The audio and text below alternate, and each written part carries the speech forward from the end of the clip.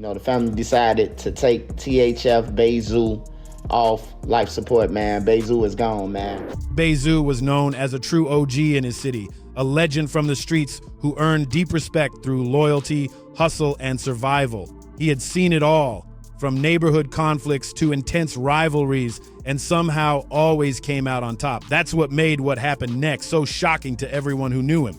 From dealing with tough situations to staying 10 steps ahead of his rivals, Bayzoo had built a name that carried serious weight in the streets. On October 25th, 2025, things took a sudden turn. Bayzoo was leaving a local car shop in the middle of the afternoon, chilling with two close friends when an unexpected situation went down. Reports say a group of unknown individuals pulled up on them, catching everyone off guard. It looked like they had tracked his location and waited for the perfect time to make their move. The whole moment was pure chaos, fast, loud, and confusing. Witnesses said Bayzoo dropped to the ground instantly as everything unfolded. The scene was intense, with people ducking for cover and cars speeding off as panic hit the block. When it was all over, everyone involved had been hit, but Bayzoo was in the worst condition. He was rushed to the hospital, and for a moment, word spread that he might pull through. Fans and friends were praying he'd make it, holding on to hope, but sadly, the following day, the news came out that Bayzoo had passed away from his injuries. The city went silent. People couldn't believe it. For someone who had survived so many close calls and built such a strong legacy, this moment hit hard. According to word from the trenches, THF Bayzoo was placed on life support, and the machines were the only thing keeping him going. Doctors allegedly told his family that there was little chance he'd wake up again. After hearing that heartbreaking news, his loved ones made the painful decision to remove him from life support and let him rest peacefully. It was a moment that broke the hearts of everyone close to him. Bayzoo had a lot of love across the city, not just from his own circle, but from people everywhere who respected how he carried himself. Even folks who didn't rep THF showed love after his passing. He had strong ties with people from O Block, 600, 300, and even other sets outside Chicago. Big names in the music scene were sending their respects, and word even spread that 21 Savage offered to help with the funeral expenses, a true sign of how far Bayzoo's name had reached. But along with that love came tension. Bayzoo had always been a major figure, and after the news of his passing spread, the online streets went wild. Opposing voices started posting disrespectful comments, sparking even more chaos. One artist named FSO reportedly made jokes about Bayzoo's situation, and that move backfired badly. Not long after, FSO's girlfriend, a rising rapper named Gari, was caught up in a tragic situation that left the city talking nonstop. Rumors spread fast. People online started claiming Gari was the one who leaked Bayzoo's location to his rivals, but that story didn't hold up. It later came out that she had nothing to do with the situation. Sadly, it seems she got caught in the middle just because of who she was connected to. Her brother even went on Facebook saying she was never the real target and that she had nothing to do with the street drama. According to reports from the streets, Gari and Fonzo were sitting inside a car when things took a sudden and tragic turn. Allegedly, a group pulled up and started letting loud bursts off toward the vehicle, but they hit the side where Gari was sitting, taking her life instead of Fonzo's. It was a heartbreaking twist that shocked everyone who knew her. People also say Fonzo had connections with the crew known to have long-standing tension with THF Circle, which made the situation even more complicated. Not long before the incident, Fonzo had been exchanging heated words online with G-Baby. During one of those exchanges, G-Baby reportedly told Fonzo to stop speaking on Zoo's name before things turned bad. That message would later seem chilling to a lot of people once everything went down. About a week after Gari's tragic passing, police reportedly spotted the same car believed to have been involved in the incident. They pulled it over and detained 3 individuals connected to the case. Show me my name on the paperwork. Show me who I got arrested, gang. If y'all can't do that, stop going off all these fake ass niggas that want to get me out the way, man. Niggas want me out the way because I'm the realest in the rack, for real, you hear me? However, their names haven't been officially confirmed, and investigators have stayed quiet about what they discovered. The streets, though, had plenty to say. Theories and rumors were flying in every direction. But Gari's story didn't end there. She also had a past with another well-known figure named 757 Ba, with whom she shared a child. Back in the day, Ba had a serious reputation for being active in the streets. In 2017, a known 600 member named McAdoo was reportedly riding around, looking for rivals when he crossed paths with Ba at a party. That night turned chaotic fast. Witnesses say Ba saw him, pulled out his piece, and started firing off rounds in panic and adrenaline. Both crews started firing back and forth, and the whole scene turned into complete chaos. People were diving for cover, and the sound of loud bursts echoed through the block. It's said that 757 BA ended up hitting McAdoo, but McAdoo survived the incident. Sadly, one of Ba's close friends was struck during the madness and didn't make it out. By the time it was all over, 7 people were laid out on the ground, and the aftermath was pure confusion. Years later, in 2024, authorities finally caught up with Ba and booked him for the incident, shocking a lot of people who thought the case had gone cold.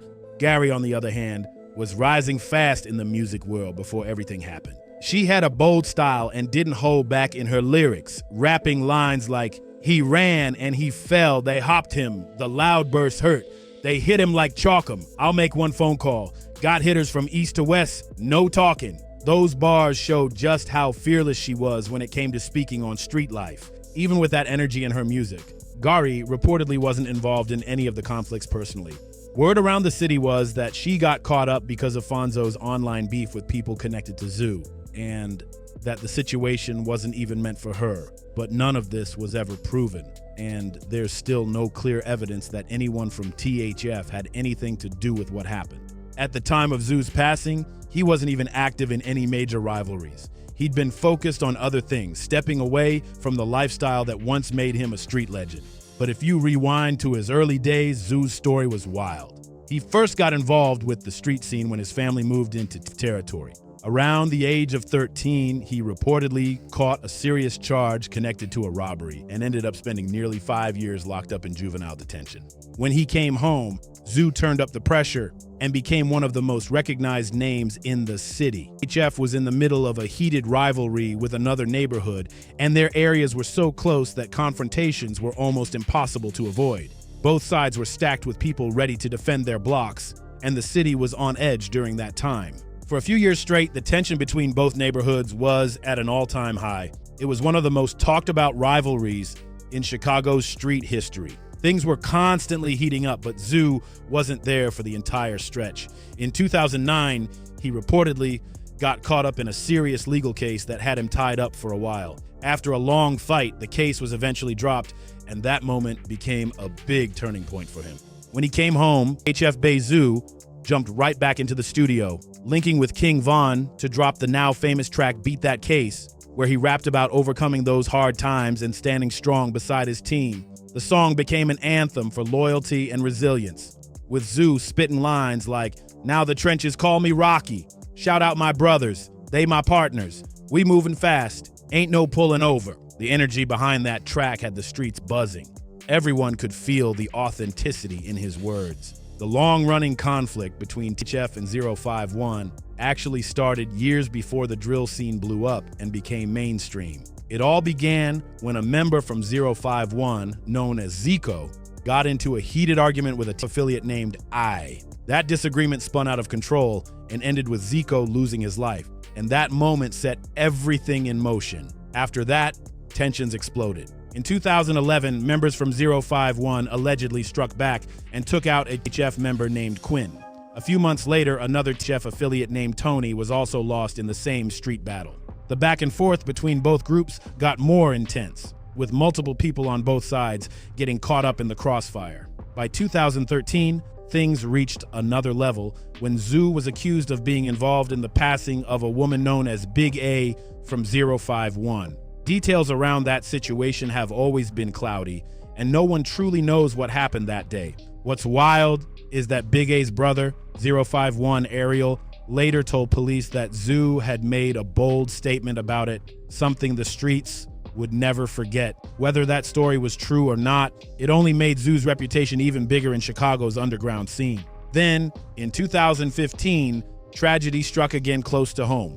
Zoo's own stepson, Raheem, who was also affiliated with THF, was reportedly caught in another street situation that turned fatal. Raheem had previously been linked to a tense moment involving 051 Melly, where things almost went left. While Zoo was locked up handling his case, tragedy struck back home. His stepson Raheem was caught slipping and lost his life in the streets. That loss hit Zoo hard. Friends close to him said he took it personally and came home with a fire in his heart, determined to stand tall for his family and his name. Once he got released, he was reportedly back moving around the city, making sure people knew he hadn't lost his edge. Then came 2019, a year that threw Zoo into one of his biggest legal situations yet. He was in Atlanta with King Von and Lil Durk when the three of them allegedly got caught up in a high-profile case involving a man who claimed he was robbed and injured. The situation blew up instantly across the internet, with Von and Durk both being indicted on serious charges. Court documents even mentioned Bayzoo's name as part of the case, though no one could ever figure out exactly what role he played. Despite all the speculation, the case was eventually dropped, leaving fans stunned and relieved. The wildest twist came later when Zoo went live on Instagram with the very same man connected to the case and called him a rat in front of thousands of viewers. That moment went viral fast, proving once again that Zoo had no fear when it came to speaking his mind. Even after that, Zoo stayed tight with Lil Durk, often seen by his side during tours and studio sessions. But as Durk's fame skyrocketed, Zoo began to step away from the streets and focus more on music and family. However, when Durk faced his own legal troubles and had to lay low, Zoo's situation reportedly got rough. Money slowed up, and without his usual support system, he found it hard to stay out of Chicago. Even though Zoo had been keeping himself out of major street drama, the people around him, especially within THF, ended up sparking a whole new wave of tension. Some believe that's what eventually led to the tragic situation that took his life. It all kicked off when Lil Durk started hanging around a rapper from 6300 known as Lil Zay Osama. At first, there was no tension between 6,300 and so everyone thought it was cool for Zay to be in the mix with Durk's circle, including THF members. But things took a turn when a few THF affiliates allegedly took some luxury watches from Zay, and once Zay went on Instagram to call them out, the situation exploded. Not long after that, in February 2024, a well-known THF member named TP was tragically taken out in front of his own kids, a loss that shook the city. Rumors started flying that TP's passing was connected to a crew known as BVC, also called Bash Field. Word was that Lil Zay was cool with some of the same people from BVC, which made things even messier. After the incident, someone from BVC posted about the stolen watches, saying that somebody already paid the price for it, hinting that TP's passing might have been connected to that drama. Didn't let that slide. They fired back in the streets, and soon after, a BVC affiliate known as Man Man was found not alive. Some insiders claimed that THF was behind it, but others said another crew called DOD was the real group responsible. Lil Zay even co-signed that version of the story, saying THF was just chasing attention online. He went on a rant saying things like, "They got your people and y'all didn't do nothing about it. Man Man from my side got his revenge for that situation, not THF." His words only added more fire to an already dangerous mix. After that, things only got worse. There were whispers that THF kept moving and allegedly went after a member from DMG named Lil Deuce. No one knows for sure who was responsible, but soon after, E-Baby released a diss track that mentioned Deuce's passing in a way that made it clear the tensions were far from over. Then came the final twist. When Zoo lost his life, people from DMG started posting cryptic messages online using words and symbols that made it seem like they were celebrating some kind of revenge. Fans and street sources started connecting the dots, thinking Zoo's death might have been retaliation for what happened to Lil Deuce. Nobody really knows who was responsible for what happened to Zoo. The streets are still filled with theories and whispers. But one of the wildest rumors floating around is that someone close to him might have had something to do with it. That idea shook fans because Zoo was known to keep a tight circle, especially with people like Lil Durk. They had a long history, even catching cases together back in the day. Still, some online voices started pushing a crazy theory that Durk wanted Zoo out of the picture, which added even more mystery to the story. If you rewind to Zoo's early years, when he first got tied up in that 2009 case, there was paperwork that allegedly suggested he might have cooperated with authorities against his homie bra Zoo, immediately shut those claims down, saying he never told on anybody. But just when people started to move past it, new paperwork surfaced that supposedly showed Zoo speaking with the ATF. Those reports claimed that both THF Bayzoo and King Von had been questioned and that Zoo allegedly spoke on how THF operated behind the scenes, saying the group didn't have a main leader and that everyone was just doing their own thing. Zoo stood firm, saying none of it was true and that he never spoke to the ATF at all. He called the whole thing fake and said people were trying to tarnish his name. But the streets can be unforgiving, and once a rumor like that starts, it spreads like wildfire. His rivals didn't waste a second. They used it as fuel to clown him online and in their music. Rapper Billionaire Black even dropped a track taking loud bursts at Zoo, throwing lines like, "Call me a snitch and rap, you soft as a trick. Incognito with the drip, you know that's a switch. Fashion killer, I might smoke him in some ricks, cause he working with the ATF trying to call me a snitch." The song caught major attention, with people debating whether the lyrics were truth or just entertainment. Through it all, Zoo kept his head high and never backed down from defending his name.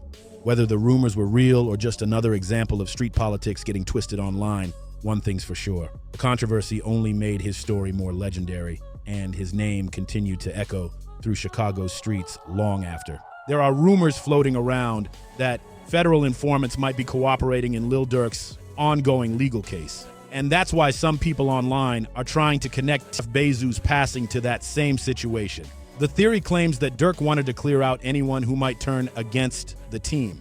But let's be real, there's absolutely no solid proof to back that up. It's just another one of those street stories that blows up on social media and gets people talking. What can't be denied, though, is that Bayzoo had been holding it down for years. He was a key player in the streets, with connections and rivals scattered all across the map. Some believed that after Durk got locked up, Bayzoo didn't have enough money to leave Chicago and that staying in the city made him a target. But Zoo wasn't the type to stay quiet. He hopped online, showing stacks of cash and letting everyone know he was good. He made it clear he could have left the city anytime he wanted, but chose to stay close to the streets that made him who he was. Sadly, that decision may have cost him everything. One afternoon in the middle of the day, Zoo was tragically caught in a public incident that ended his life, a shocking moment that no one saw coming. Not long after, word spread that a young woman named Gari might have been the first person hurt in retaliation for Zoo, but insiders say that was just the beginning of something much bigger brewing behind the scenes. And with everything that's happened, the question now is, what comes next for Chicago's streets? There's still tension, unanswered questions, and stories unfolding every day out there in the trenches. So make sure you like, share, and subscribe, because you won't believe what's coming next in what's happening in our hood.